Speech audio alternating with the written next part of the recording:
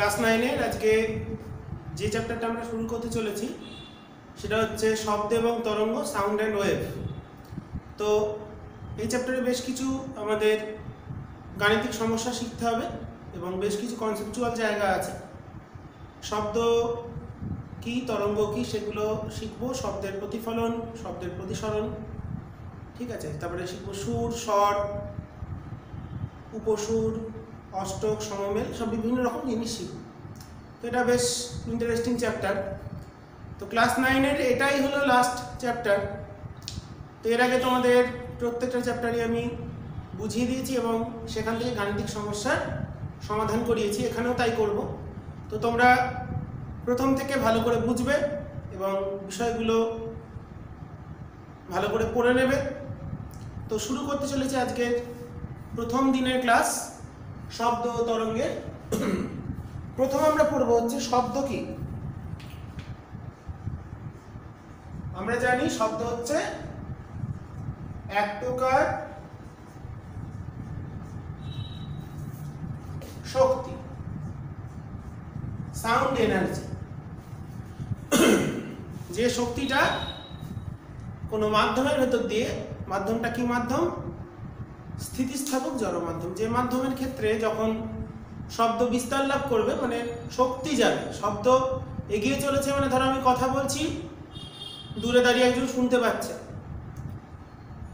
পারিপার্শ্বিক মাধ্যম আছে বায়ু মাধ্যম, এছাড়াও জল মাধ্যম হয়, কঠিন মাধ্যম হয়। বিভিন্ন মাধ্যমের ক্ষেত্রে শব্দ অতিক্রম করতে পারে। মাধ্যমটা দরকার, মাধ্যম ছাড়া কিন্তু হবে না। মাধ্যম ছাড়া, কারণ শব্দ যে শক্তি সেটাকে বহন করে নিয়ে যায় মাধ্যমের কণাগুলো কম্পনের সাহায্যে। তরঙ্গের আকারে শক্তি এক স্থান থেকে অন্য স্থানে চলে যায় এবং সেই মাধ্যমকে বলা হচ্ছে স্থিতিস্থাপক জড় মাধ্যম। তো শব্দ বিস্তার লাভের জন্য তাহলে লাগবে স্থিতিস্থাপক জড় মাধ্যম। শব্দ হলো এক প্রকার শক্তি। সৃষ্টি হয় কি থেকে? তৈরি হয় কম্পনশীল বস্তু।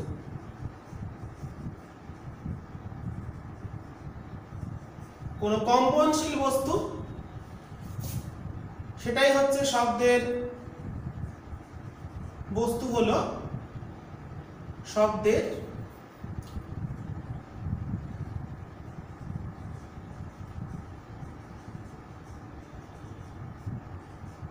উৎস। কোন কম্পনশীল বস্তু থেকে শব্দ উৎপন্ন হয়, এই উৎসকে বলা হয়, এই কম্পনশীল যে বস্তু যার থেকে শব্দ উৎপন্ন হবে তাকে বলা হয় সনক। তো কম্পনশীল বস্তু থেকে উৎপন্ন শব্দ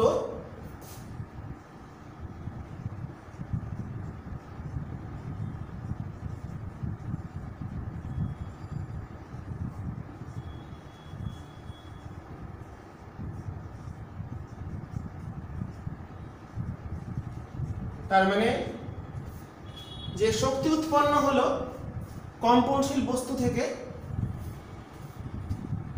স্থিতিস্থাপক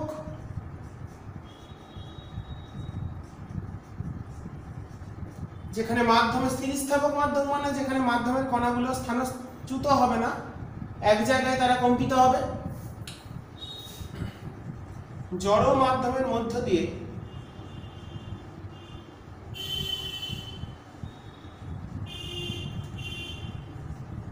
কোন মাধ্যমের ভেতর দিয়ে? স্থিতিস্থাপক জড় মাধ্যমের ভেতর দিয়ে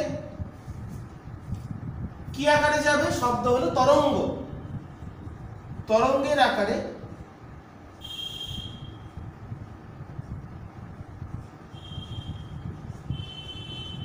শব্দ হচ্ছে অনুদৈর্ঘ্য তরঙ্গ। কাকে বলে বলবো অনুদৈর্ঘ্য তরঙ্গ? তরঙ্গের আকারে সঞ্চালিত হয়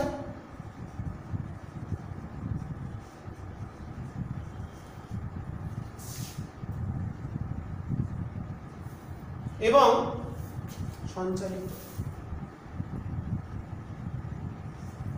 সঞ্চালিত হয় এবং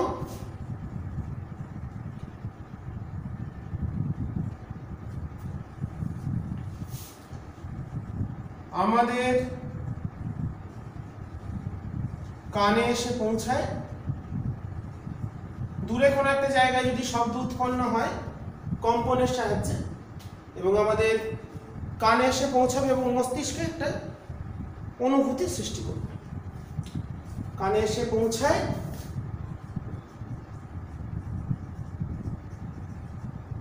এবং মস্তিষ্কে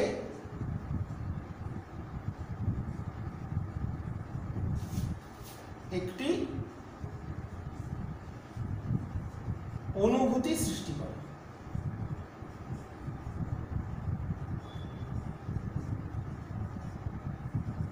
তাহলে এই হচ্ছে শব্দ। শব্দ কি? শব্দ হলো এক প্রকার শক্তি যা কোনো কম্পনশীল বস্তু থেকে উৎপন্ন হচ্ছে এবং স্থিতিস্থাপক জড় মাধ্যমের ভেতর দিয়ে গিয়ে আমাদের কানে এসে পৌঁছাচ্ছে এবং সেখানে আসার পর মস্তিষ্কে প্রবেশ করে মস্তিষ্কে গিয়ে একটা অনুভূতি সৃষ্টি করছে। তো শব্দ যেখান থেকে তৈরি হবে তাকে আমরা বলছি শনক।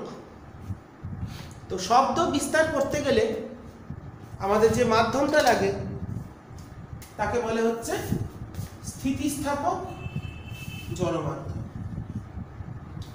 কোন মাধ্যমের ভেতর দিয়ে যাবে? স্থিতিস্থাপক জড় মাধ্যম। এবং যেমন ধরো জাস্ট এক্সাম্পলে আসে, তোমরা নিজেরাই বুঝতে পারবে। তাহলে স্থিতিস্থাপক জড় মাধ্যম যেমন ধরো বায়ু মাধ্যম, জল মাধ্যম, কঠিন কোনো মাধ্যম লোহার। যেমন আমি এক্সাম্পল আসতে পারি, যদি আমরা রেল লাইনে কান পাতি তাহলে বুঝতে পারি। দূরে যদি ট্রেন দেখতেও না পাই, ট্রেনের যে আওয়াজ, হর্নের আওয়াজ বা ট্রেনের যে কম্পন হচ্ছে, ট্রেন লাইনে কান পাতলে যদি দূরে কোথাও ট্রেন আসে আমরা বুঝতে পারবো আমার ওই লোহার যে রেলের ভেতর দিয়ে কিন্তু শব্দ চলে আসে। কারণ বায়ুর থেকে জল বা গ্যাস থেকে তরল মাধ্যমে শব্দের বেগ বেশি, তরল থেকে আবার কঠিন মাধ্যমে শব্দের বেগ বেশি। সবচেয়ে বেশি তাহলে হচ্ছে কঠিন মাধ্যমে। জিনিসটা আমরা কি করে বুঝবো কেন কঠিন মাধ্যমে বেশি? তো আমরা যদি জাস্ট এক্সাম্পল আসি, তো আমি একটা ছবি আঁকছি। ধরো প্রথমে কতগুলো ডট দিলাম, এটা 1 নম্বর ছবি। তারপরে আর একটা ডট দিই,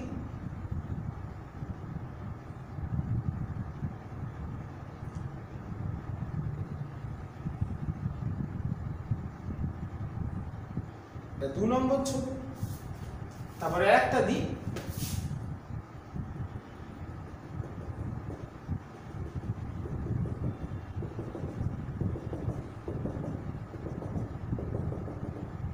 দাগ হয়ে যাচ্ছে, ডট হবে সব, জাস্ট বোঝার জন্য। 3 নম্বর ছবি। তো দেখো আমি এখানে 3 রকম মাধ্যম বোঝাতে চাইছি ছবির সাহায্যে। এটা হলো গ্যাসীয় মাধ্যম, এটা তরল মাধ্যম, এটা কঠিন মাধ্যম। আমরা জানি কঠিন মাধ্যমের ক্ষেত্রে কণাগুলোর আভ্যন্তরীণ যে ব্যবধান সেটা কম, তরলের ক্ষেত্রে ব্যবধানটা একটু বেশি, গ্যাসের ক্ষেত্রে অনেক বেশি। তাহলে শব্দ শক্তি যখন স্থানান্তরিত হবে একটা কণা থেকে অন্য কণায়, গ্যাসীয় মাধ্যমের ক্ষেত্রে যে সময় লাগবে তরলে তার থেকে কম সময় লাগবে, কারণ গ্যাপটা কম। আবার কঠিনের ক্ষেত্রে কিন্তু টাইমটা আরো কমে যাচ্ছে। তার মানে ঘনত্ব যে মাধ্যমের বেশি সেখানে শব্দের বেগ বেশি। যেহেতু মাধ্যমের কণাগুলো কম্পনের ফলে শব্দ শক্তি এক স্থান থেকে অন্য স্থানে সঞ্চালিত হচ্ছে, তাহলে এই সঞ্চালন প্রক্রিয়ায় মাধ্যমের ঘনত্ব খুবই গুরুত্বপূর্ণ। মাধ্যমের ঘনত্ব যত বৃদ্ধি পাবে ওই মাধ্যমের শব্দের বেগ তত বৃদ্ধি পাবে। এই কারণে কঠিন তরল গ্যাস মাধ্যমের মধ্যে তুলনা করতে গেলে কোন মাধ্যমে শব্দ সবচেয়ে দ্রুত যেতে পারছে? গ্যাসের ক্ষেত্রে মাধ্যমের কণাগুলির আভ্যন্তরীণ ব্যবধান বেশি, তরলের ক্ষেত্রে তার থেকে একটু কম, কঠিনের ক্ষেত্রে আরও কম। এই কারণে গ্যাস মাধ্যমে শব্দ সঞ্চালনে যে সময় লাগবে তরলের ক্ষেত্রে তার তুলনায় কিছুটা কম লাগবে, কঠিনের ক্ষেত্রে আরও কম লাগবে। এই কারণে আমাদের তিনটে মাধ্যমে যদি তুলনা করি, শব্দ তরঙ্গের বেগ, তাহলে সুতরাং শব্দ তরঙ্গের বেগ যদি তুলনা করি, তুলনা করলে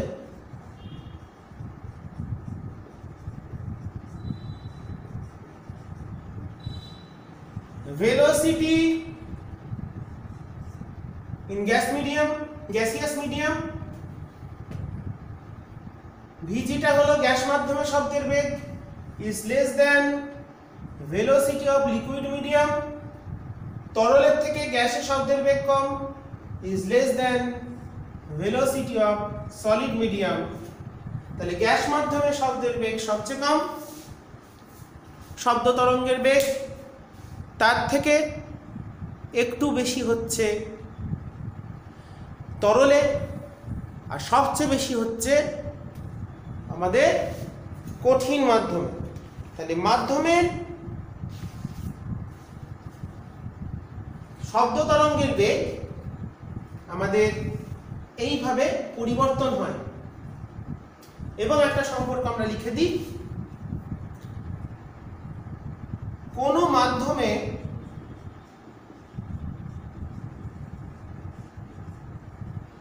শব্দ তরঙ্গের বেগ মানে সূত্র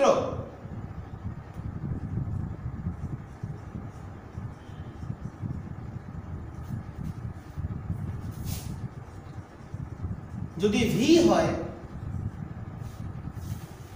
v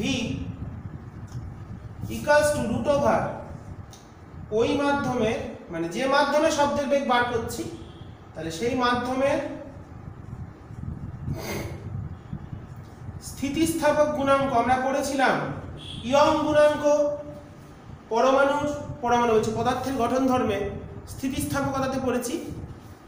স্থিতি মানে পীড়ন বাই বিকৃতির যে অনুপাত, মাধ্যমের স্থিতিস্থাপক গুণাঙ্ক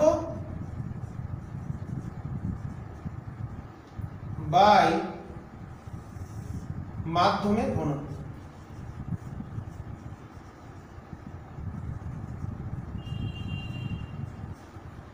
কঠিনের ক্ষেত্রে স্থিতিস্থাপক গুণাঙ্ক অনেক বেশি হয়, ঘনত্ব বেশি হয়, তাহলে এই অনুপাত যা।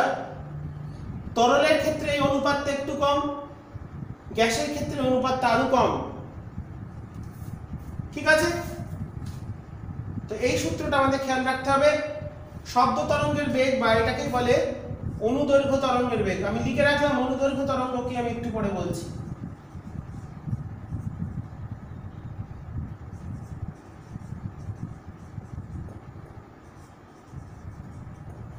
সূত্রটা মনে রাখবো, কোন মাধ্যমের স্থিতিস্থাপক গুণাঙ্ক বাই ওই মাধ্যমের ঘনত্বকে অনুপাত করে যদি তার রুট নির্ণয় করি, তাহলে ওই মাধ্যমে শব্দের বেগ পাওয়া যায়। যেমন বিজ্ঞানী ল্যাপ্লাস প্রথম গাণিতিকভাবে প্রমাণ করেন কোনো গ্যাস মাধ্যমের শব্দের বেগের রাশিমালা। কোনো গ্যাস মাধ্যমে শব্দের বেগের রাশিমালা প্রমাণ করেন বিজ্ঞানী ল্যাপ্লাস। তার আগে তার টিচার নিউটনের স্টুডেন্ট হচ্ছেন ল্যাপ্লাস। নিউটন বললে আশ্চর্য হবে, তিনি একটা গ্যাস মাধ্যমে শব্দের বেগের রাশিমালা তৈরি করেছিলেন, তো সেটা ভুল ছিল। এবং সেখান থেকে যে শব্দের বেগটা নির্ণয় করেছিলেন সেটা একটু ভুলভাল এসে গিয়েছিল এবং সেটাকে সংশোধন করেছিলেন ল্যাপ্লাস। তো টিচার হিসাবে নিউটনের এটা গর্ব যে তার ভুলটাকে তার স্টুডেন্ট কারেকশন করল, মানে ঠিকঠাকভাবে তাকে শিক্ষা দিতে পেরেছিলেন। তো তার কারেকশন করেছিলেন এবং মানুষ তখনকার দিনে বিভিন্ন ভাবে প্র্যাকটিক্যালি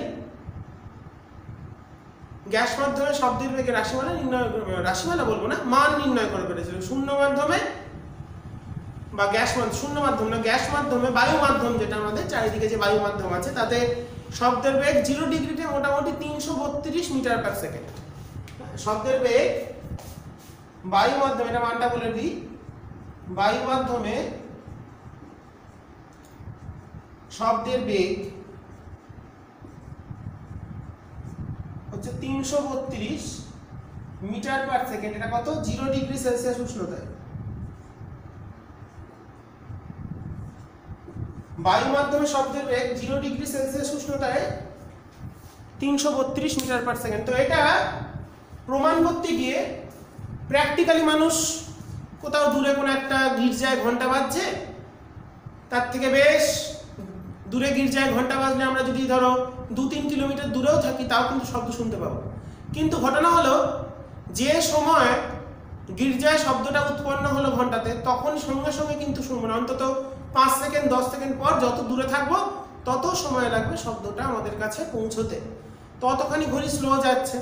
এবার কতটা ডিস্টেন্স, কত দূরে আছে সেটা মেজার করে নিল, শব্দটা অতটা আসছে, স্ট্রেট লাইন ডিস্টেন্স, তাহলে দূরত্ব বাই সময় করলে বেগ পাওয়া যায়। তো মানুষ 332 330 এরকম একটা বুঝে গিয়েছিল শব্দের বেগ। তো নিউটন প্রথম কাজ শুরু করেন, করে দেখেন শব্দের বেগ আছে 280। তো ওটা ভুল আছে। তো উনি একটা ভুল করেছিলেন, তিনি ধরে নিয়েছিলেন আমাদের যে বায়ু মাধ্যমটা সেটা হচ্ছে সুপরিবাহী মাধ্যম তাপের, কিন্তু বাস্তবে তা হয় না, কুপরিবাহী হয়। ল্যাপ্লাস সেটা পরবর্তীকালে সংশোধন করেন, যেটা তোমাদের ক্লাস 11-এ পড়তে হবে। প্রমাণটাই আছে ল্যাপ্লাস কি করে সংশোধন করেছিলেন। তো যাই হোক, সেটা আমাদের আলোচ্য বিষয় নয়, আমি একটু বললাম জাস্ট। তো এবং মনে রাখতে হবে শব্দ বিস্তারের জন্য মাধ্যম লাগবে। মাধ্যম ছাড়া, কারণ যেহেতু মাধ্যমের কণাগুলো শক্তিটাকে এক স্থান থেকে অন্য স্থানে সঞ্চালিত করছে কম্পনের মাধ্যমে। কোন মাধ্যম? স্থিতিস্থাপক জড় মাধ্যম। তো এই মাধ্যমের কণাগুলো যে স্থানান্তরিত করছে, তো সেই মাধ্যমে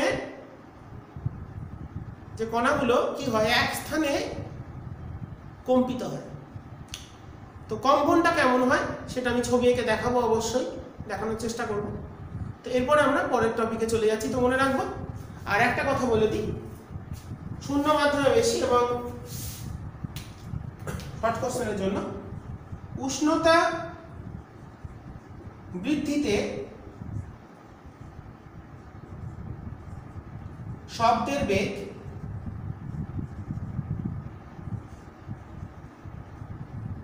বৃদ্ধি পায়। যত মাধ্যমের উষ্ণতা বৃদ্ধি পাবে তার সম্পর্কও আছে। আমি জাস্ট লিখে রাখতে পারি, দরকার নেই লিখে রাখা, এটাকে V0 দিয়ে ডিনোট করা হয়। 0 ডিগ্রিতে বেগ হলো V0। ওকে, জাস্ট আমি যারা তোমরা V0 এর মান হলো 332, যদি আমি উষ্ণতা T ডিগ্রি করি, ধরো 27 ডিগ্রিতে কত, 30 ডিগ্রিতে কত, জানার জন্য একটা সূত্র লিখে দিই, মনে রাখতে পারলে ভালো, না মনে রাখলে আরো ভালো। T ডিগ্রিতে বেগ যদি বলি VT, সেটার মান হলো V0 গুণ 1 প্লাস 0.00183 T। তাহলে V0টা কত? 332। তাহলে 30 ডিগ্রিতে কত হবে? 30 বসিয়ে দেবো, মানে গুণ আছে, গুণ করে এর সঙ্গে যোগ করলে এত মিটার পার সেকেন্ড বা সেমি পার সেকেন্ড যাতে বসাবে চলে আসবে। এটা হচ্ছে উষ্ণতার সাথে মাধ্যমে শব্দের বেগের পরিবর্তনের সমীকরণ। জাস্ট জানার জন্য বললাম, তোমাদের সিলেবাসে কিন্তু নেই, আমি জাস্ট লিখে দিলাম উষ্ণতার সাথে মাধ্যমে শব্দের বেগ কিভাবে পরিবর্তিত হয়। ওকে, তো এরপর আমরা চলে যাব পরবর্তী যেটা টপিক, সেটা হচ্ছে তরঙ্গ। খুব গুরুত্বপূর্ণ জায়গা। শব্দের বেসিক আইডিয়াটা বলে দিলাম। শব্দ এক প্রকার শক্তি, যা কোনো স্থিতিস্থাপক জড় মাধ্যমের ভেতর দিয়ে অগ্রসর হয়।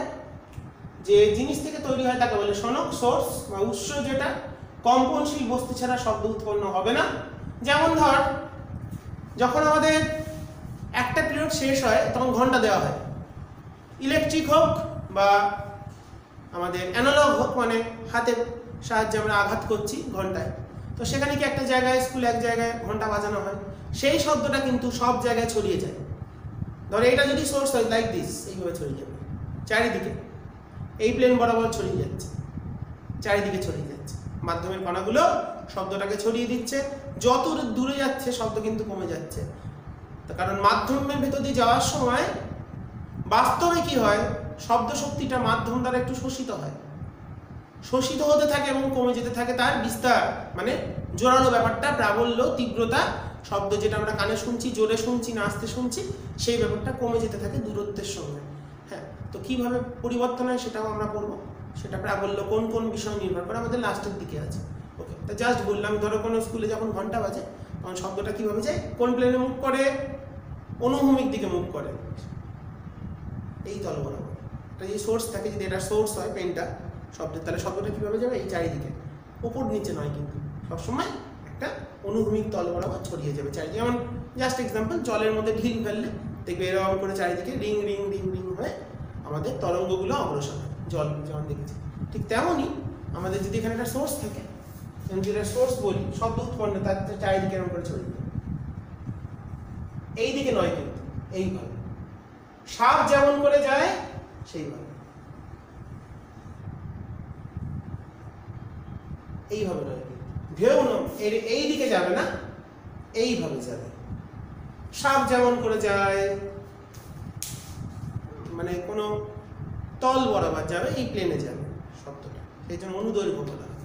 তো যাই হোক, তরঙ্গ আমরা এবার পড়বো, তরঙ্গ থেকে আমরা আবার ব্যাখ্যা করবো বিষয়টা। তো শব্দ কি বিষয় বুঝলাম, শব্দ কি থেকে তৈরি হয়, মাধ্যমটা জরুরি, মাধ্যম ছাড়া একটা পরীক্ষা আছে বেলজার পরীক্ষা, একটা বেলজার পরীক্ষা কিছুই নয়, তোমরা একটু দেখবে তোমাদের বইতে আছে কিনা, সব বইতে থাকে না, খুব একটা ইম্পর্টেন্ট নয়। তো একটা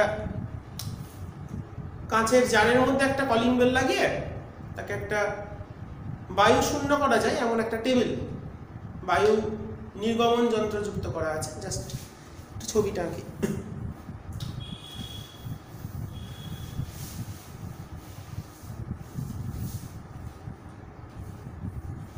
যে সূত্রগুলো বলছি জানার জন্য বলছি, শেখার তো শেষ নেই, আমরা আবার, তো এরকম একটা পরীক্ষা হয়, এরকম একটা কাঁচের জার, এর মধ্যে একটা কলিং বেল যুক্ত করা থাকে,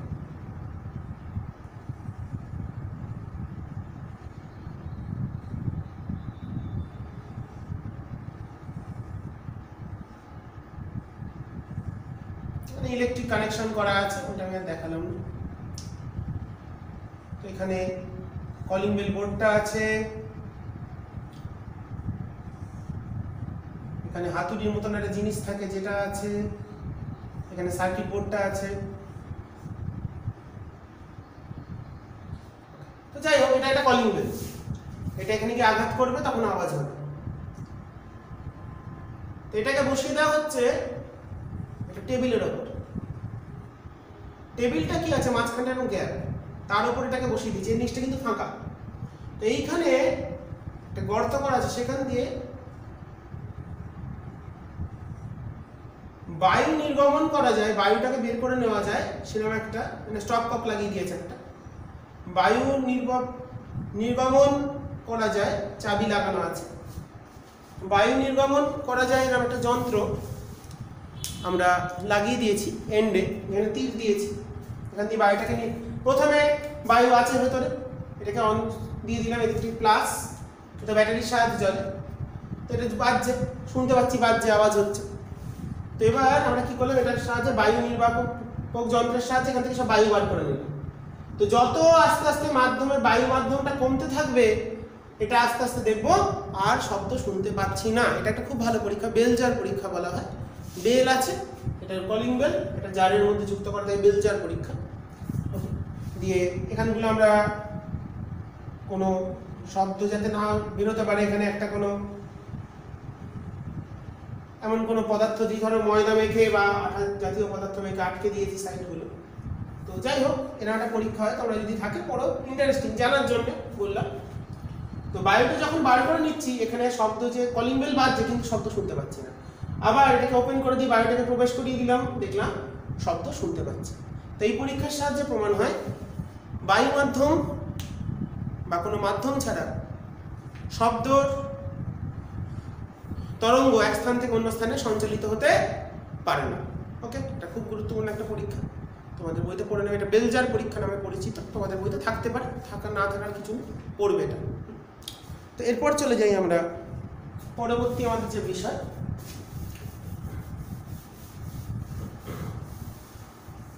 ওয়েভ।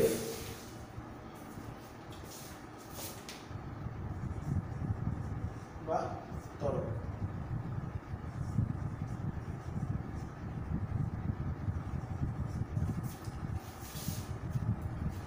তো এবারে আমরা যেটা পড়ব সেটা হচ্ছে তরঙ্গ। তরঙ্গ কিন্তু শুধু শব্দই তরঙ্গ না, আলোও কিন্তু তরঙ্গ। তরঙ্গ অনেক রকম হয়। আমরা যেটা বলছি সেটা হচ্ছে মেকানিক্যাল ওয়েভ বা যান্ত্রিক তরঙ্গ বা স্থিতিস্থাপক তরঙ্গ শব্দ। আর একটা হয় তড়িৎ চুম্বকীয় তরঙ্গ, যেমন আলো, এক্স রে, গামা, অবলোহিত, অতিবেগুনি, তোমরা জানো নিশ্চয় 7 রকম হয়। তারপরে মাইক্রো, রেডিও, এগুলো সবই হচ্ছে আমাদের তরঙ্গের মধ্যেই পড়ে। তো মাধ্যমের কোনো স্থানে যদি আমরা আন্দোলন সৃষ্টি করি, আন্দোলন মানে কোনো কম্পন সৃষ্টি করলাম, এই যে কথা বলছি এটা একটা আন্দোলন করলাম। মাধ্যমটা একরকম ছিল, মাধ্যম ছাড়াও চলবে। কোনো লাইটের সোর্স আছে বা কোনো একটা ইনফ্রারেড আছে বা কোনো অবলোহিত আছে, মাইক্রোওয়েভ আছে, তরঙ্গ। সব তরঙ্গ সব শোনার অনুভূতি সৃষ্টি করে না, কোনো কোনো ক্ষেত্রে দেখার অনুভূতি সৃষ্টি করে, তাদের দৃশ্যমান তরঙ্গ বলে। যেমন বেনিহা, আসহ, কলা, ভিবজিওর, এই কালারগুলো আমরা দেখতে পাই। বাকি কালারগুলো আমাদের সেন্সেশনে ধরা পড়ে না, তাই দেখতে পাই না। বাকি ওয়েভ লেন্থগুলো বা তরঙ্গ দৈর্ঘ্যগুলো, যেমন অবলোহিত দেখতে পাই না, অতিবেগুনি দেখতে পাই না, এক্স রে দেখতে পাই না, গামা দেখতে পাই না, মাইক্রো দেখতে পাই না, রেডিও দেখতে পাই না, শুধু দৃশ্যমান আলোটাই দেখতে পাই, মানে লাল থেকে বেগুনি, এই 7টা কালারকে আমরা দেখতে পাই, তাই তো সেগুলো হচ্ছে তড়িৎ চুম্বকীয় তরঙ্গ। তো মাধ্যম থাকুক বা না থাকুক, মাধ্যম থাকুক বা না থাকুক, যদি কোনো মাধ্যমের কোনো স্থানে আন্দোলন তৈরি করি, মানে কোনো একটা আন্দোলন যদি তৈরি করা হয়, সেটা মাধ্যমের অবর্তমানে মানে তড়িৎ চুম্বকীয় তরঙ্গ, আমরা যেটা বলছি সেটা মাধ্যম দরকার। কোন আলোড়ন যদি মাধ্যমের কোনো স্থানে সৃষ্টি করা হয়, যেটা পড়ছি সেটাকে বলি, যেটা বলছি স্থিতিস্থাপক তরঙ্গ। সে কি করছে, সেই আলোড়নটা, আলোড়ন মানে কিছু পরিমাণ শক্তি সাপ্লাই করা হলো। যেমন একটা মাইক্রোফোন দিয়ে গান বেজে উঠলো, কথা বলে উঠলাম, এটা একটা কিছু পরিমাণ এনার্জি সাপ্লাই করলাম। কাকে করলাম সাপ্লাই? মাধ্যমকে করলাম। তো মাধ্যমের কণাগুলো তো চুপচাপ বসেছিল, চুপচাপ বসে আছে। ধর বাড়িতে চুপচাপ বসে আছি, হঠাৎ বাবা এসে বললো আজকে আমি বিরিয়ানি কিনে এনেছি, একটা এনার্জি দিল, সঙ্গে সঙ্গে মনের ভেতরে একটা উৎসাহ জেগে উঠবে না, আজকে বিরিয়ানি খাবো, রাইট? লাইক দিস একটা আলোড়ন তৈরি করা হলো। তো আলোড়ন যখন মাধ্যমে তৈরি করব, তখন মাধ্যমের কণাগুলো সঙ্গে সঙ্গে কম্পিত হতে শুরু করবে এবং তাকে বলা হয় সরল দোল গতি। কি বলা হয়? Simple harmonic motion. সেই মাধ্যমের কণাগুলো সঙ্গে সঙ্গে কম্পিত হতে শুরু করলো। এবং কিভাবে কম্পন হতে পারে? ধরো একটা মাধ্যমের কণা এভাবে আছে, তাকে আমি কিছু পরিমাণ এনার্জি দিলাম, সে কম্পনটা এদিকে হতে পারে, ভার্টিক্যালি হতে পারে, হরাইজন্টালি হতে পারে। ভার্টিক্যালি হতে পারে, হরাইজন্টালি হতে পারে। মানে কম্পনটা এই বরাবর যদি হয়, তখন তাকে বলা হয় অনুদৈর্ঘ্য, অনুপ্রস্থ বা তির্যক তরঙ্গ। আর মাধ্যমের কণার কম্পনটা যদি এদিকে হয়, তাহলে হলো অনুপ্রস্থ। ভার্টিক্যালি যদি হয়, প্লেনের সঙ্গে যেদিকে যাচ্ছি তার সঙ্গে লম্ব দিকে বা তির্যক। আর যদি কম্পনটা এই বরাবর হয়, তখন সেটা হচ্ছে অনুদৈর্ঘ্য। তো যাই হোক না কেন, অনুপ্রস্থ বা অনুদৈর্ঘ্য যাই হোক, তো মাধ্যমের কোন স্থানে আমরা যখন কোন একটা আন্দোলন বা আলোড়ন সৃষ্টি করছি, সেটা শূন্য মাধ্যমে, শূন্য মাধ্যমের ক্ষেত্রে তড়িৎচুম্বকীয় তরঙ্গ। জিনিসটা তাহলে একটু ডেফিনেশনে আসে।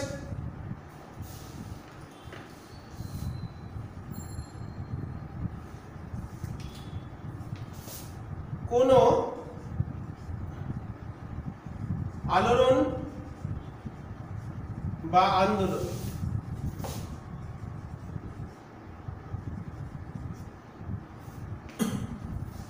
দুটোই বলবো, শূন্য মাধ্যমে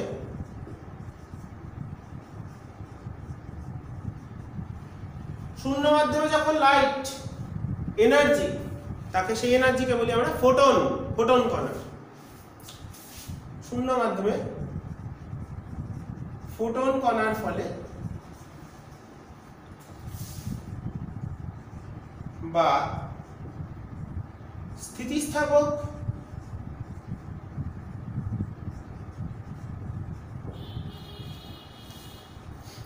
জড়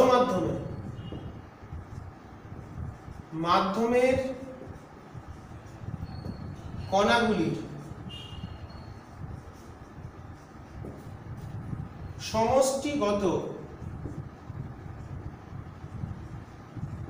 কম্পনের ফলে, দু রকমই হতে পারে। শূন্য মাধ্যম যদি হয় তাহলে ফোটন কণার ফলে এনার্জিটা যাচ্ছে।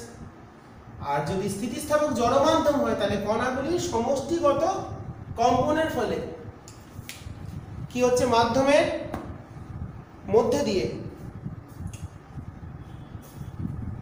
আন্দোলন দিলাম, এই আন্দোলনটা বা আলোড়ন সৃষ্টি করলাম, কি করলো, সে আলোড়নটা শূন্য মাধ্যম হলে মাধ্যমের যে ফোটন কণা আছে, এই ফোটন কণার ফলে ফোটন কণাটা এনার্জি বহন করছে।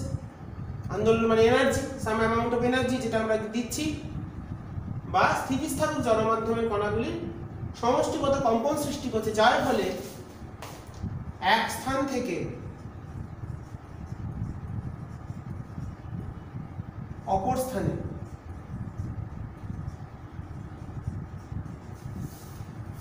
সঞ্চালিত হয়।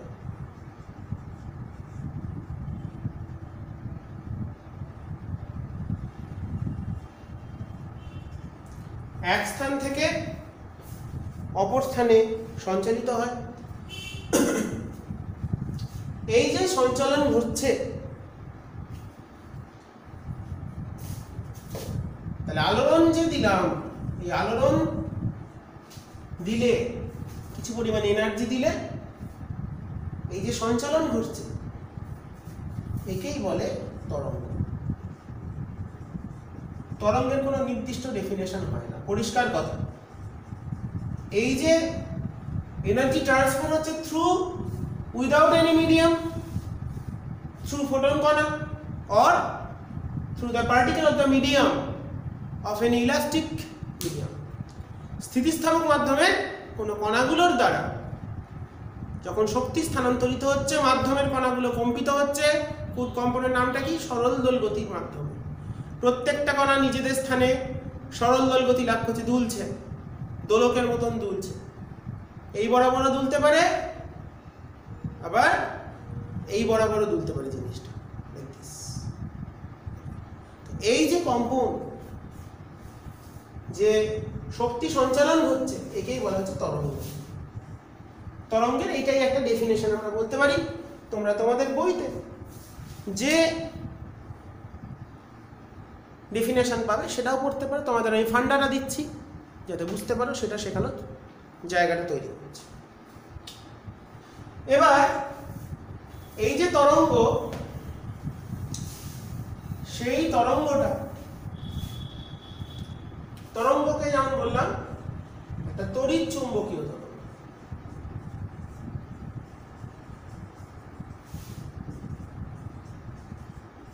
যে তরঙ্গ অগ্রসরের জন্য কোনো মাধ্যম লাগে না, মাধ্যম হলেও চলে, না হলেও চলে, তড়িৎ চুম্বকীয় তরঙ্গ। এদের ক্ষেত্রে মাধ্যম প্রয়োজন হয় না।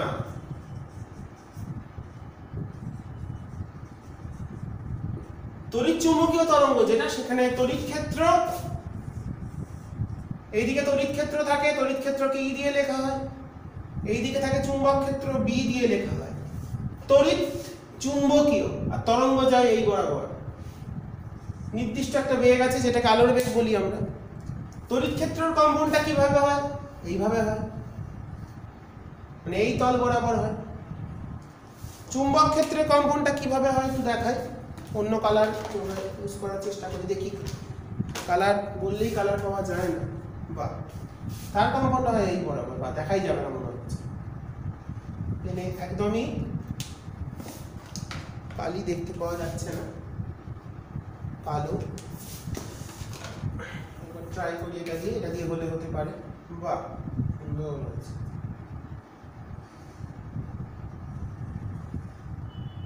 দুটো প্লেনে মুভ করছে, এটা তড়িৎ চুম্বকীয় তরঙ্গের ছবি। এর তরঙ্গটা এইদিকে যাচ্ছে, এর তরঙ্গটা এইদিকে যাচ্ছে, তাদের লব্ধি বরাবর যায় তড়িৎ চুম্বকীয় তরঙ্গ। সিটা হলো তড়িৎ চুম্বকীয় তরঙ্গের বেগ। এটার জন্য কোনো মাধ্যম লাগে না। তড়িৎ ক্ষেত্র, চুম্বক ক্ষেত্র শক্তিকে বহন করে নিয়ে যায়, এক স্থান থেকে অন্য স্থানে নিয়ে যায়। ওকে, এর বেগ শূন্য মাধ্যমে আলোর বেগের সমান। এর বেগ কত? বেগ হচ্ছে 3 × 10⁸ মিটার পার সেকেন্ড। এটা আমাদের এই চ্যাপ্টারের বিষয় নয়, তাও আমি লিখে দিলাম। এটা হলো তড়িৎ চুম্বকীয় তরঙ্গ, এর ক্ষেত্রে কোনো মাধ্যম লাগে না। ছবিটা খুবই জটিল ছবি। এবার আমরা যেটা বলছি সেটা স্থিতিস্থাপক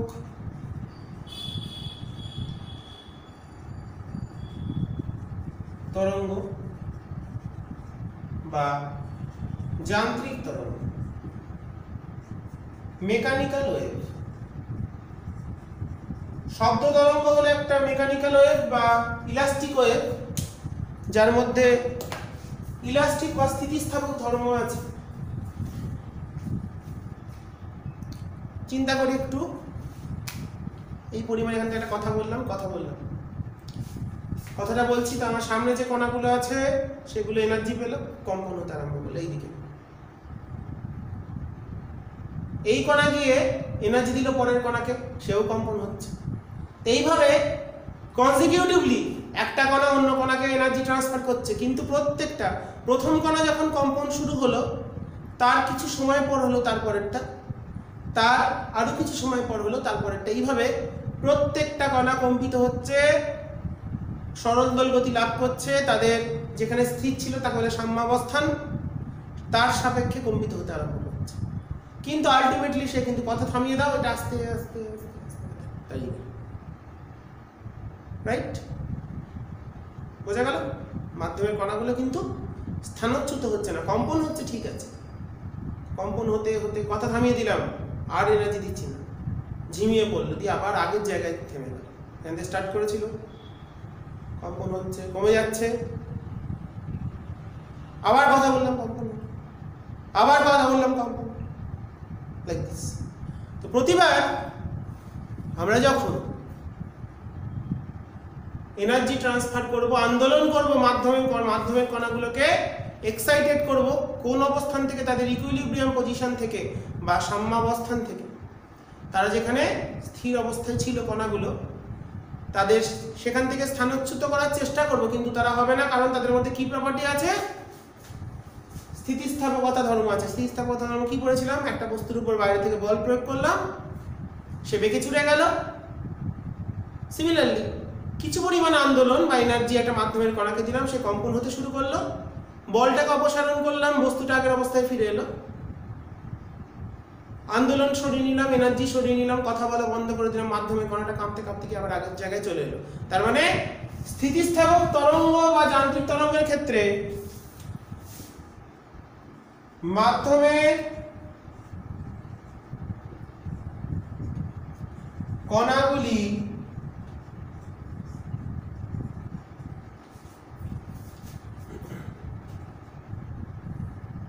তাদের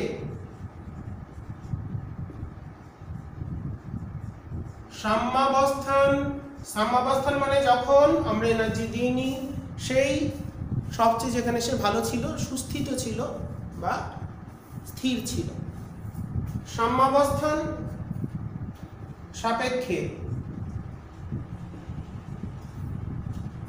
কম্পিত হতে শুরু করে, কম্পিত হয় এবং এইভাবে মাধ্যমের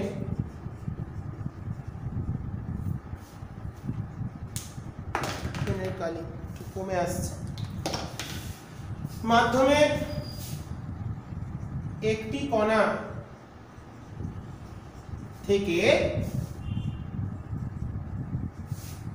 পরবর্তী কণায়, জাস্ট একটা এক্সাম্পল দিই, মজা লাগবে। আমরা সব বন্ধুরা লাইন দিয়ে দাঁড়িয়ে আছি, টিফিনের লাইন হয়েছে, লম্বা লাইন, যদিও সব স্কুলে লাইন হয় না, ঘরে চলে আসে টিফিন, কলেজে আমরা যখন পড়তাম ঘরে চলে আসতাম। তো যাই হোক, কোনো লাইন হয়েছে, কোন একটা বন্ধুকে থেকে ধাক্কা মারলো, আমাকে ধাক্কা মারলো, আমি গিয়ে বললাম সামনের জনের ওপর, আমি গিয়ে সামনের জনের উপর বললাম, সে সামনের জনে পড়লো, তাহলে এনার্জি ট্রান্সফার হচ্ছে। আমাকে মেরেছে ধাক্কা, আমরাও ঠিক তেমনই মাধ্যমের কণাকে ধাক্কা দিচ্ছি, সে তারপরের জনকে ধাক্কা দিচ্ছে, মানে এনার্জি দিচ্ছে, সে আবার তারপরের জনকে দিচ্ছে এনার্জি। এখানে আমরা ধরে নিচ্ছি বাস্তবার আইডিয়াল কেস, মানে আদর্শ ক্ষেত্রে আমরা আদর্শ ধরে নিচ্ছি কি, এই যে এনার্জি আমি যতটা দিলাম এনার্জি, তারপরের জন্য তাই দিল, তা বাস্তবে হয় না। তাহলে তো হিসেব মতন আমরা একটা কথা বলতাম, তোমরা একদম 50 কিলোমিটার দূর থেকে শুনতে পেতে, সেটা হয় না। কি হয়, প্রতিবার এনার্জি কিছুটা কমতে থাকে, স্থানান্তরটা। কিন্তু আমরা আপাতত ধরছি যতটা এনার্জি দিচ্ছি, এনার্জি কোনো লস হচ্ছে না, ধরে নিয়ে আপাতত এগোচ্ছি। তো ধরো একটা ছোট জায়গায় অনেকজন দাঁড়িয়ে আছে, একজন ধাক্কা মারলো, তো সবাই কিন্তু কাত হয়ে যাবে। ঠিক তেমনই আমরা যখন মাধ্যমের কণাগুলোকে এই ধাক্কাটা দিলাম, মাধ্যমের কণাগুলো কিন্তু এই যেমন এর ধাক্কা খেল, এবার দ্বিতীয় জনকে এনার্জি দিল, এইভাবে এনার্জি দিতে দিতে যাচ্ছে, প্রতি ক্ষেত্রে এনার্জিটা ট্রান্সফার হচ্ছে একটি কণা থেকে পরবর্তী কণায়।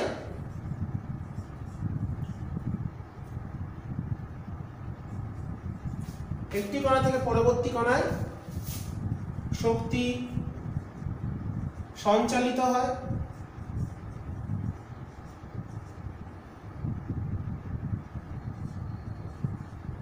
শক্তি সঞ্চালিত হয় যদিও মাধ্যমের কণাগুলি স্থানচ্যুত হয় না। এই জায়গাটা খুব কিন্তু গুরুত্বপূর্ণ।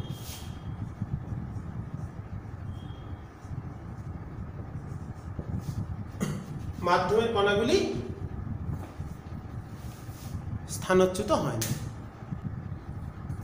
তো এই যে স্থিতিস্থাপক তরঙ্গ, তার মানে এখানে যে শক্তিটা স্থানান্তর হচ্ছে, একটা এই যে শক্তি, এটা কিন্তু যান্ত্রিক শক্তি, মেকানিক্যাল এনার্জি বা যান্ত্রিক শক্তি, মানে স্থিতিশক্তি, গতিশক্তি, এগুলো হচ্ছে মেকানিক্যাল এনার্জি বা যান্ত্রিক শক্তি। এই যান্ত্রিক শক্তি স্থানান্তরের হয় বলে স্থিতিস্থাপক তরঙ্গের এক নাম হচ্ছে মেকানিক্যাল ওয়েভ বা যান্ত্রিক তরঙ্গ।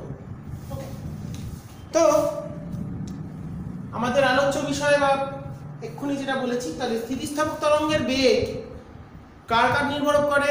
এক নম্বর হচ্ছে মাধ্যমের স্থিতিস্থাপক গুণাঙ্ক এবং মাধ্যমের ঘনত্বের অনুপাতের বর্গমূল, এই দুটো বিষয়ের উপর নির্ভর করে। সূত্রটা লিখে দিয়েছি, সূত্রটা অবশ্যই মনে রাখবে। কোন মাধ্যমে স্থিতিস্থাপক তরঙ্গের বেগ সবচেয়ে বেশি? কঠিন মাধ্যমে বেশি। এই কারণে রেল লাইনে কান পাতলে শব্দ শোনা যায়, প্রশ্নটা 2 নম্বরে আসতেই পারে। ওকে, বোঝা গেল? দূরের কোনো স্থানে গির্জা থেকে ঘড়ি যদি মেলাই, টাইম মেলাই, গির্জায় 9টার সময় ঘন্টা বাজে, তুমি বাড়ি থেকে শুনতে পেলে ঘন্টা বেজেছে, না ধরো 9টা বাজে ঘড়ি। আগেকার দিনে দম দেওয়া ঘড়ি হতো, এখন তো সব ডিজিটাল চলে এসছে, ডিজিটালের যুগ, আমাদের অনেকে ঘড়ি ইউজ করি না, আমরা মোবাইলে টাইম দেখে নিই। কিন্তু যেখানে যারা ঘড়ি এখনো ব্যবহার করে, দম দেওয়া ঘড়ি, তাদের ক্ষেত্রে দম দিতে হয়, টাইম মেলাতে হয়। তো তাদের ক্ষেত্রে দূরে গির্জা দেখে কিন্তু টাইম মিলবে না। কেন মিলবে না? একটু স্লো হয়ে যাবে, কারণ শব্দটা মাধ্যমের ভেতর দিয়ে আসতে, তার কানে আসতে সময় লেগেছে, পৌঁছতে সময় লেগেছে। তার জন্য যত সময় লাগবে ততখানি পর আমরা ওটাকে ম্যাচিং করছি। যদি 10 সেকেন্ড পর শব্দ আমাদের কানে এসে পৌঁছয়, তার মানে বুঝবো কি, আমাদের এখান থেকে 10 সেকেন্ডে শব্দ যে দূরত্ব যায়, ঠিক তত দূরে শব্দের উৎস বা গির্জার ঘণ্টা বা সনক যেটাকে বলা হয় সেটা অবস্থান করছে।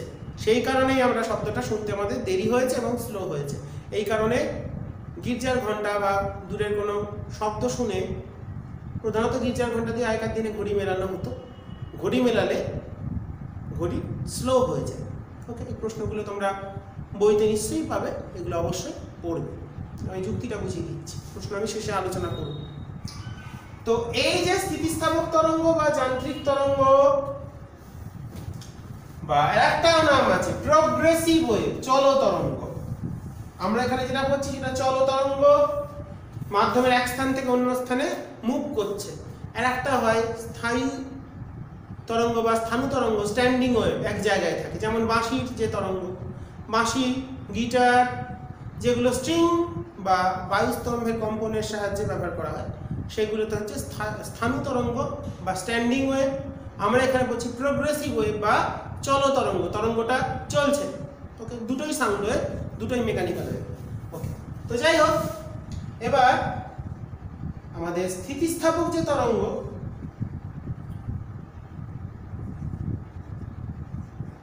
স্থিতিস্থাপক তরঙ্গকে আমরা দুটো ভাগে ভাগ করি প্রধানত কম্পনের অভিমুখে অনুসারে। একটা হচ্ছে অনুপ্রস্থ, অনুপ্রস্থ বা তির্যক, ট্রান্সভার্স ওয়েভ,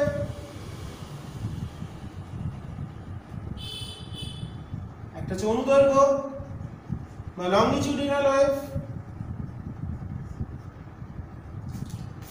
তো এখানে তরঙ্গ যেদিকে অগ্রসর হবে তরঙ্গের অভিমুখের সঙ্গে, আমার এখানে কে কিভাবে অগ্রসর হয় বলেছি, মাধ্যমের কণাগুলো সরল দোল গতি লাভ করে, কম্পিত হয় কার সাপেক্ষে, সাম্যাবস্থানের সাপেক্ষে। সাম্যাবস্থানের সাপেক্ষে যে কম্পন হয়, সেই কম্পনের যে ব্যাপারটা, কম্পনের ক্ষেত্রে যদি তরঙ্গের যে অভিমুখ, তরঙ্গটা যেদিকে যাচ্ছে, ধরো বললাম আমাদের তরঙ্গটা যাচ্ছে সামনের দিকে, এবার তরঙ্গের দিক যদি এটা হয়, এবার মাধ্যমের কণাগুলি যদি কম্পিত হয় এই বরাবর, তখন সেই কম্পনকে বলা হবে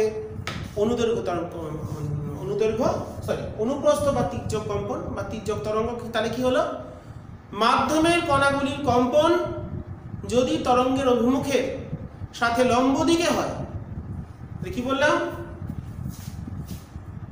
মাধ্যমের কণাগুলির কম্পন যদি তরঙ্গের গতির অভিমুখের সাথে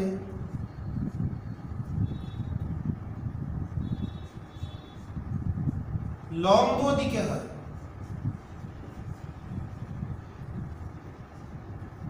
তখন সেই তরঙ্গকে বলা হয়, তখন সেই তরঙ্গকে তির্যক বা অনুপ্রস্থ তরঙ্গ বলে।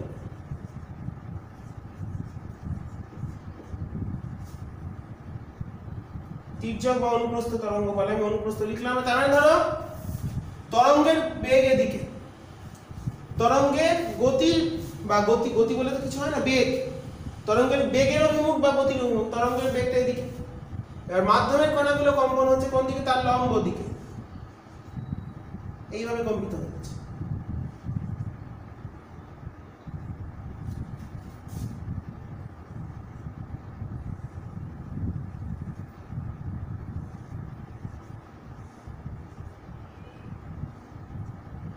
তরঙ্গের অভিমুখের সাথে মাধ্যমের কণাগুলির কম্পন যদি লম্ব দিকে হয়, তখন সেই তরঙ্গকে বলা হচ্ছে অনুপ্রস্থ বা তির্যক তরঙ্গ। অনুপ্রস্থ বা তির্যক তরঙ্গ, তার মানে কি হলো, তরঙ্গের যে কম্পন তার অভিমুখের সাথে মাধ্যমের কণাগুলির কম্পন কোন দিকে হবে, লম্ব দিকে হবে, তখন তাকে তির্যক তরঙ্গ। যেমন তড়িৎচুম্বকীয় তির্যক তরঙ্গ, যেগুলো আমি বললাম রেডিও, মাইক্রো, অবলোহিত, অতিবেগুনি, এক্স রে, গামা, এগুলো প্রত্যেকটাই দৃশ্যমান আলো, প্রত্যেকটাই নর্মাল লাইট, সেটা হচ্ছে তড়িৎচুম্বকীয় তির্যক তরঙ্গ এটাকে বলা হয়। ওকে, কারণ আমরা দেখলাম তরঙ্গের সাথে এইদিকে হলো তড়িৎ ক্ষেত্র, এইদিকে তাহলে দুটোই লম্ব দিকে। আর অনুদৈর্ঘ্যের ক্ষেত্রে তরঙ্গ যেদিকে যাবে সে তার সাথেই মাধ্যমিক কণাগুলো কম্পিত হবে এই বরাবর। মানে মাধ্যমের কণাগুলো এই একটা কণা, সে তার কম্পনটা এদিকে, এই কম্পন হচ্ছে, তারপরেরটাও এদিকে, এই হচ্ছে। তাহলে মাধ্যমের কণাগুলির কম্পন যদি তরঙ্গের অভিমুখের সাথে সমান্তরাল হয়, এক্ষেত্রে কণার কম্পন, ভালো করে শুনবে ভিডিওটা, এটা শোনার ভিডিও, লেখার থেকেও শোনাটা খুব জরুরি, কনসেপচুয়াল যে কণার কম্পন তরঙ্গের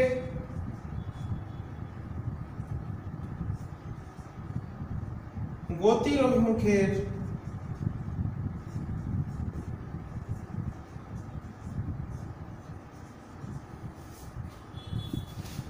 সমান্তরালে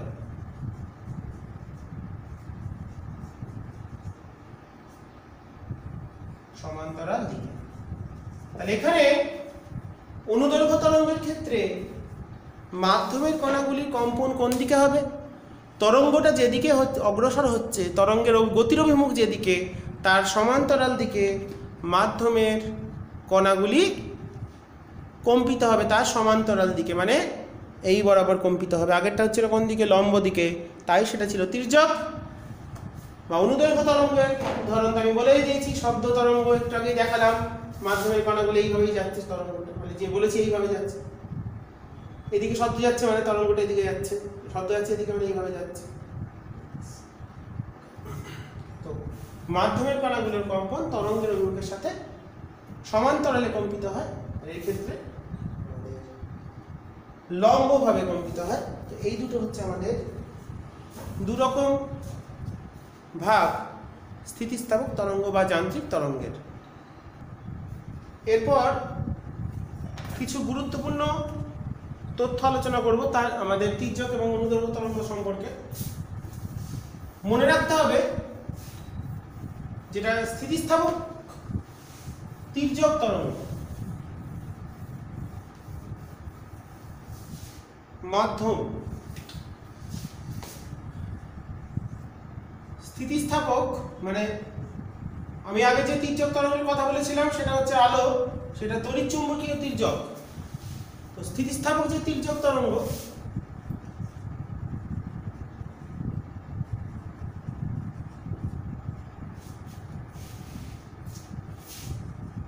শুধুমাত্র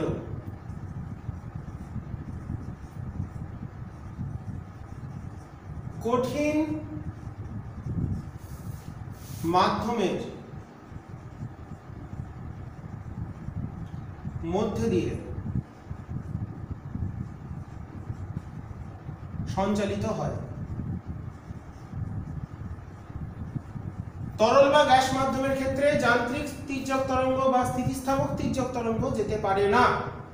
কেন পারে না বলে দিচ্ছি। কারণ তোমরা পীড়ন পড়েছো, পীড়ন বিকৃতি, একটা পীড়ন হয় তাকে বলে কৃন্তন পীড়ন, বা শুধু পীড়ন মনে রাখলেই হবে। তরঙ্গটা যখন যায় তখন যে পীড়ন মানে হচ্ছে আভ্যন্তরীণ বল মাধ্যমের, পীড়ন মানে জানি কোন একটা বস্তুর উপর বল প্রয়োগ করলে সে বস্তুটা আগের অবস্থায় ফিরে আসার জন্য তার ভিতর পীড়ন সৃষ্টি হয়। তো তরল বা গ্যাসীয় মাধ্যমে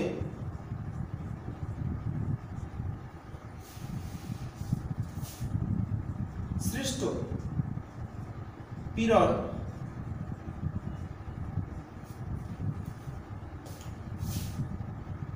যখন মাধ্যমের যদি যাবে সেখানে একটা পীড়ন সৃষ্টি হবে, কারণ তার ভিতর স্থিতিস্থাপক ধর্ম আছে, আগের অবস্থায় ফিরে আসার ব্যাপার আছে। গ্যাস বা তরল মাধ্যমে যে পীড়নটা সৃষ্টি হয় সেটা বলে কৃন্তন পীড়ন। বা শেয়ারিং স্ট্রেস, সেই পীড়নটা মাধ্যমটি সহ্য করতে পারে না। মানে পীড়ন মানে কি, আগের অবস্থায় ফিরে আসতে গেলে একটা আভ্যন্তরীণ বলের সৃষ্টি হয়। যেমন মাধ্যমের কণাটা বিচ্যুত হলো, আগের অবস্থায় ফিরে আসতে হবে, পীড়ন দরকার। আমরা বাইরে থেকে এনার্জি দিচ্ছি, আন্দোলিত হতে শুরু করলো, পীড়ন দিল, তার ভেতরে স্থিতিস্থাপক ধর্ম আছে, আগের অবস্থায় ফিরে আসবে। কিন্তু গ্যাস বা তরল মাধ্যমের ক্ষেত্রে যে পীড়ন সৃষ্টি হয় সেটা মাধ্যমটি সহ্য করে না, বা সহ্য করতে পারে না, বা আগের অবস্থায় ফিরে আসতে পারে না। পীড়ন প্রয়োগ করে আগের অবস্থায় ফিরে আসতে পারে না।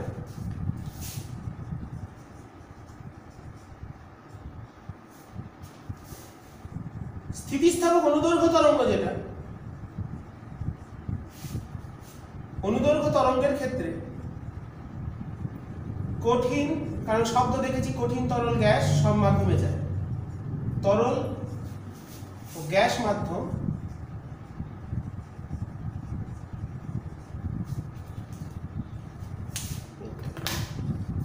সকল মাধ্যমেই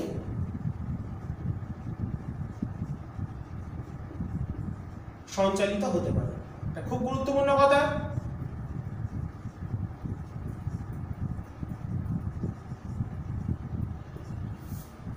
ঠিক আছে, এটা খুব একটা গুরুত্বপূর্ণ। মাধ্যমটা কেমন হবে, মাধ্যম ছাড়া তো হবে না।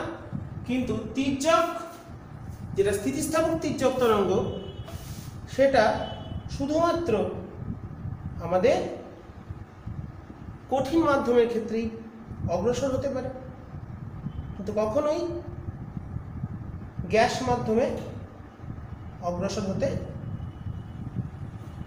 গ্যাস বা তরল মাধ্যমে অগ্রসর হতে পারবে না। কারণ সেই ক্ষেত্রে যে পীড়ন সৃষ্টি হবে সেটার সাহায্যে মাধ্যমের কণাগুলি আগের অবস্থায় ফিরে আসতে পারে না।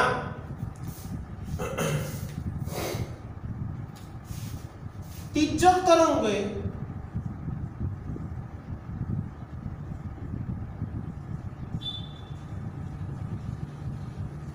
এখানে পয়েন্টটা কি, শুধুমাত্র কঠিন মাধ্যম, স্থিতিস্থাপক তির্যক তরঙ্গ। তির্যক তরঙ্গে প্রতিফলন, প্রতিসরণ, ব্যতিচার এগুলো সব আলোর ধর্ম। অপবর্তন, সমবর্তন, পোলারাইজেশন, এটা হলো interference, deflection, polarisation, reflection, refraction, প্রতিফলন, প্রতিসরণ তোমরা জানো, সকল ধর্ম বর্তমান।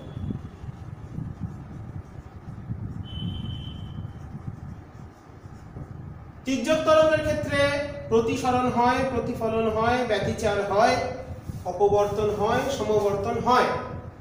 কিন্তু অনুদৈর্ঘ্য তরঙ্গের ক্ষেত্রে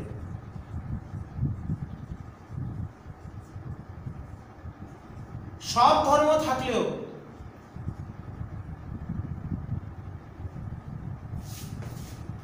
শুধুমাত্র সমবর্তন ধর্ম থাকে না।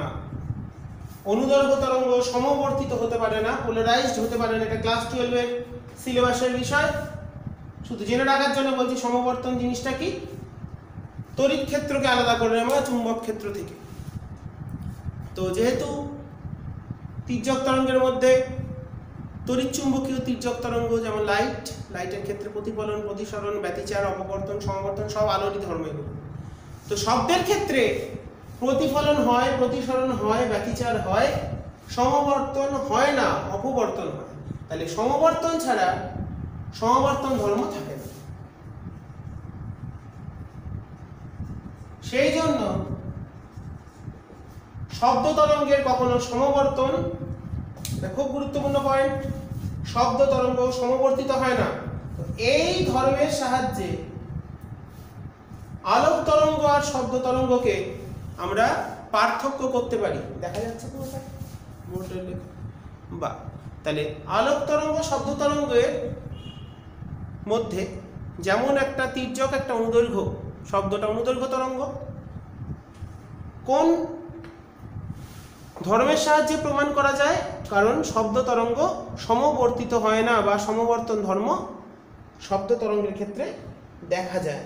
এটা কিন্তু খুব গুরুত্বপূর্ণ, এটা ভালো করে মনে রাখতে হবে। ঠিক আছে, যেহেতু শব্দ তরঙ্গ বা যান্ত্রিক অনুদৈর্ঘ্য বা স্থিতিস্থাপক অনুদৈর্ঘ্য তরঙ্গ, শব্দ তরঙ্গ একটা যান্ত্রিক বা যান্ত্রিক অনুদৈর্ঘ্য তরঙ্গ বা স্থিতিস্থাপক অনুদৈর্ঘ্য তরঙ্গ, তো যেহেতু শব্দ তরঙ্গ যদি কোনো মাধ্যমের প্রয়োজন হয়, তাই শব্দ তরঙ্গ সমবর্তিত হতে পারে না। আলোর ক্ষেত্রে আলো হলো তড়িৎচুম্বকীয় তির্যক তরঙ্গ, তো এই ক্ষেত্রে তড়িৎ ক্ষেত্র চুম্বক ক্ষেত্র থাকে, তো সমবর্তন মানে তড়িৎ ক্ষেত্রগুলোকে আলাদা করে নেওয়া, তড়িৎ ক্ষেত্র বিভিন্ন দিক থেকে একটা দিককে আলাদা করে নেওয়া। আপাতত এইটুকুনি জেনে রাখি, তড়িৎ ক্ষেত্রের একটি নির্দিষ্ট দিককে পৃথক করে নেওয়ার যে ধর্ম তাকে বলে পোলারাইজেশন বা মেরুবর্তিতা, বা এখানে আলোর ক্ষেত্রে বা তরঙ্গের ক্ষেত্রে পোলারাইজেশনের নাম হলো সমবর্তন। ক্লাস 12-এর ডিটেলসে আমাদের পড়তে হয়, বেশ কিছু জিনিস আছে, ওখানে অনেক সূত্র আছে, তো যাই হোক সেটা আমাদের এখন বিষয় নয়। তো মনে রাখবো, সমবর্তন ধর্মের সাহায্যেই আমরা এই দুই প্রকার তরঙ্গের মধ্যে পার্থক্য করতে পারি। ঠিক আছে,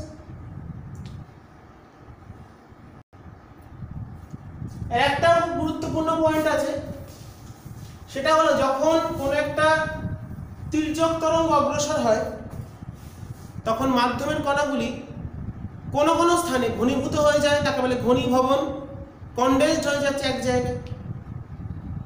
মাধ্যমের কণাগুলোর ঘনত্ব কোথাও বেড়ে যায়, ধাক্কা মারলাম এই জায়গায় জড়ো হয়ে গেল, এনার্জি দিলাম এই জায়গায় মাধ্যমের কণাগুলো জড়ো হয়ে গেল, তার মানে এখানে একটু ঘনত্বটা কমে গেছে।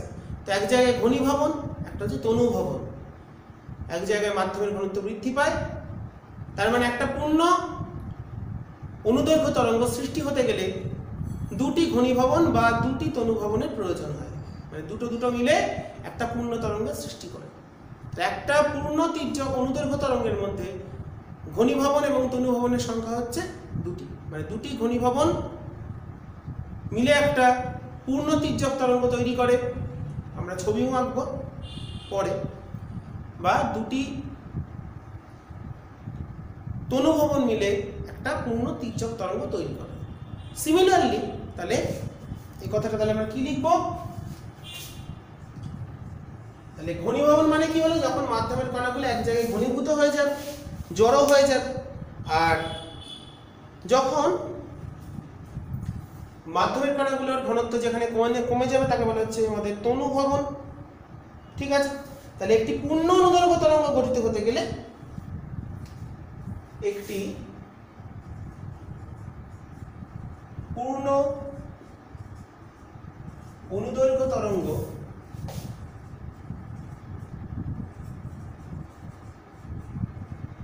গঠিত হতে হলে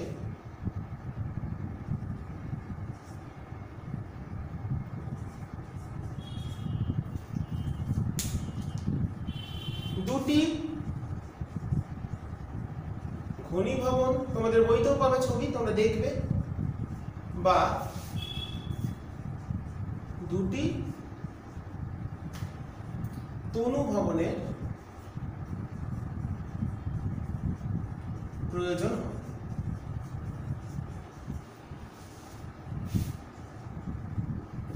তাহলে একটি পূর্ণ অনুদৈর্ঘ্য তরঙ্গ যখন গঠিত হবে তখন যে মাধ্যম, সেক্ষেত্রে দুটি ঘনীভবন বা দুটি তনুভবনের দ্বারাই এটি গঠিত হবে। অপরদিকে একটি তির্যক তরঙ্গ গঠিত হতে গেলে একটি তির্যক, আমরা যান্ত্রিক তরঙ্গটা প্রধানত আসছি, যেহেতু যান্ত্রিক তরঙ্গই আমাদের বিষয়, গঠিত হয় দুটি, তরঙ্গটাকে এই বরাবর কম্পিত হচ্ছে, তাহলে একটা হাইয়েস্ট পয়েন্ট থাকবে, একবার একটা লোয়েস্ট পয়েন্ট থাকবে। যেটা হাইয়েস্ট পয়েন্ট তাকে বলা হচ্ছে আমাদের তরঙ্গ শীর্ষ। তরঙ্গ শীর্ষ মানে একটা তরঙ্গ শীর্ষ থেকে পরবর্তী তরঙ্গ শীর্ষ, মানে এটা যদি ভাবে একটা তরঙ্গ এইভাবে যায়, তাহলে এই একটা শীর্ষ, এই একটা শীর্ষ, এই একটা শীর্ষ থেকে একটা শীর্ষ মানে একটা পূর্ণ তরঙ্গ, দুটি তরঙ্গ শীর্ষ বা দুটি তরঙ্গ পাদ, পাদবিন্দু মানে লোয়েস্ট পয়েন্টগুলো, তরঙ্গ পাদ দ্বারা। ঠিক আছে, তো দুটি তরঙ্গ শীর্ষ এবং দুটি তরঙ্গ পাদ এর দ্বারা সৃষ্টি হচ্ছে একটি তির্যক তরঙ্গ। তো খুবই গুরুত্বপূর্ণ জায়গা, এই জায়গাটা আমাদের খুব ভালো করে বুঝে নিতে হবে। তো মাধ্যমের কণাগুলো যখন আমরা একটা ঘনীভবন তো অনুভবনের ব্যাপারটা বোঝাতে পারি। ধরো একটা স্প্রিং আছে, স্প্রিং দিয়েই সবচেয়ে বোঝানো যায়।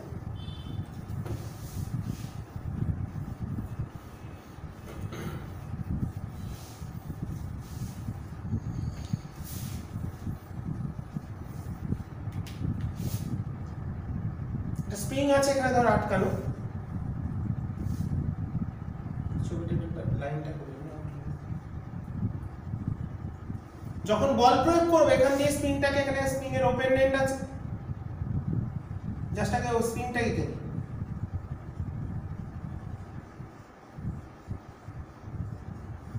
স্প্রিং হচ্ছে স্থিতিস্থাপকতা বোঝানোর সবচেয়ে ভালো জিনিস, এই স্প্রিংটা আছে। এবার আমরা কি করলাম, এখানে একটা ধাক্কা মারলাম, তাহলে এই যে সামনে স্প্রিংগুলো আছে সেগুলো কিন্তু কাছাকাছি চলে আসবে। ওকে, আবার এই যে দূরে স্প্রিংগুলো আছে তারা কাছাকাছি আসবে, মাঝখানটা একটু হালকা হয়ে যাবে। এটাই সব সময় তোমরা যদি করো, বড় যদি স্প্রিং নিই তাহলে সেটা আমরা দেখতে পাবো। তাহলে কেমন হবে ছবিটা? এখন আউটলাইনটা একটু করে নিলাম। আমরা এখানে একটা বল প্রয়োগ করেছি, এটা এখানে ফিক্সড, এখানে একটা ধাক্কা মেরেছি, এরকম করে আঘাত করেছি স্প্রিংটাকে এরকম করে, তাহলে এখানে স্প্রিংগুলো সেগুলো কিন্তু কাছে চলে আসবে। তারপরে আমরা একটু গ্যাপ হলো, তার মাধ্যমে এখানে স্প্রিংগুলো হালকা হয়ে গেছে, মানে ডিস্টেন্সটা বেড়ে গেছে। আমরা যদি ধাক্কা মারি, এটা সবসময় এটাই হবে, এরকম হঠাৎ করে ধাক্কা মারলে এই জায়গায় স্প্রিংগুলো জড়ো হয়ে যাবে, কাছে চলে আসবে, এখানে একটু হালকা, তারপরে আবার জড়ো,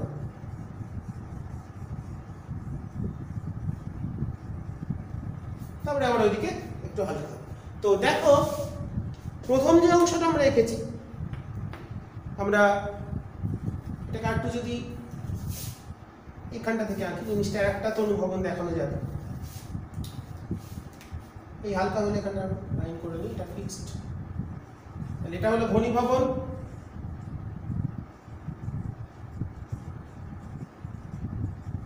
ঠিক তেমনই মাধ্যমের কণাগুলোকে যখন আঘাত করব, প্রথমে এই জায়গায় কণাগুলোর ঘনত্ব বেড়ে যাবে, তারপরের অংশে একটু কমে যাবে, তারপরে আবার বেড়ে যাবে,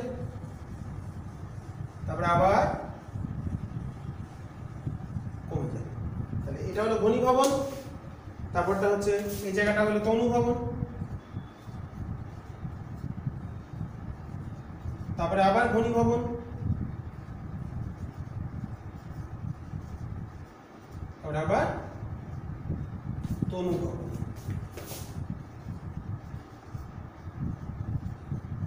এইভাবে মাধ্যমের কণাগুলোকে যখন আমরা আন্দোলিত করি বা কিছু পরিমাণে এনার্জি দিই, ঠিক একইভাবে তারা তাদের ঘনত্ব কোনো স্থানে বেড়ে যায়, আবার কোনো স্থানে কমে যায়।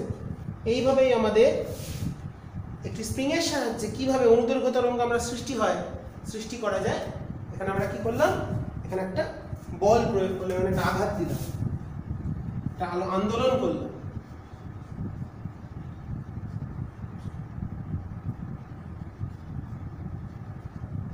ঠিক আছে, এই হচ্ছে তোমাদের বইতেও দেখবে এরকম ধরনের ছবি অনেক জায়গায় থাকে।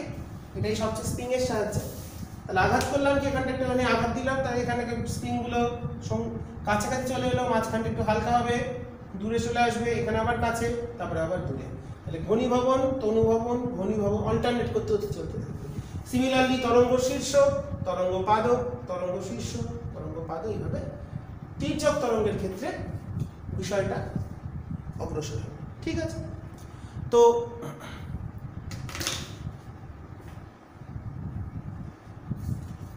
আজকের ক্লাসে যে আলোচনার বিষয়গুলো আমরা করলাম তোমরা আশা করি বুঝতে পারবে, খুবই কনসেপচুয়াল জিনিস। তো ভালো করে শুনবে, যে কথাগুলো বললাম সম্পূর্ণ ভিডিওটা ভালো করে শুনে বিষয়গুলো একটু লিখে নেবে, এবং যতটা বললাম তোমরা তোমাদের বই বা যে বিষয়গুলো বললাম একটু ভালো করে পড়ে নেবে, কারণ এখানে প্রথম দিকে ম্যাথামেটিক্যাল পার্ট কম। এরপর আমরা ম্যাথামেটিক্যাল পার্টে যাব, তরঙ্গর ছবি আঁকবো, সেখান থেকে তরঙ্গ দৈর্ঘ্য, কম্পাঙ্ক, বিস্তার, অনেক কিছু, পর্যায়কাল, এগুলো আমাদের পড়তে হবে। তো সেগুলো আমি নেক্সট ভিডিওতে নিয়ে চলে আসবো। তো তোমরা যতদিন আমি পরের অংশে না আসছি তোমরা এগুলো শুধু রেডি করতে থাকো। পরের অংশে আমরা তরঙ্গের বেশ কিছু গাণিতিক সম্পর্ক, তরঙ্গ দৈর্ঘ্য, বেগ খুব ইম্পর্টেন্ট, সেগুলো আমাদের পরীক্ষায় খুব আসে। তো ফান্ডামেন্টাল জায়গাটা আজকে আলোচনা করলাম। তো এরপরের দিন আমরা পরবর্তী অংশে চলে যাব। আজকে অবধি বলেই শেষ করছি। আবার সামনের দিন নতুন ভিডিও নিয়ে পার্ট 2 শব্দ এবং তরঙ্গের দ্বিতীয় ভিডিও নিয়ে চলে আসবো। তোমরা ভালো করে অবশ্যই দেখবে, সবাই ভালো করে পড়াশোনা করো এবং সবাই ভালো থেকো এবং সুন্দরভাবে ব্যাপারটা বুঝে নেওয়ার চেষ্টা করো, এবং বইটা অবশ্যই পড়ো, যেটা যতটা আমি আলোচনা করলাম। এই বলে আজকে শেষ করছি। আবার সামনের দিন নতুন ভিডিও নিয়ে আমরা পরবর্তী অংশ নিয়ে ফিরে আসবো।